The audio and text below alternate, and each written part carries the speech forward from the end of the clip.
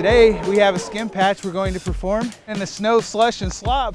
There is no way you could patch with hot mix asphalt. We want to free it of debris so the Easy Street can adhere to the surrounding material. I'm not concerned about water. Easy Street will displace water and find a place to stick. These bags have been in the back of my truck all day. It's snowing, they're frozen, and the product's workable.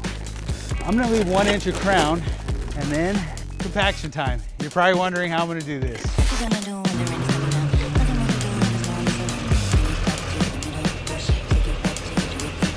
As you can see, traffic is open and ready. No lane closures, convenient, simple, and easy. Again, all weather. It's snowing out and we just patched. Thank you, Easy Street.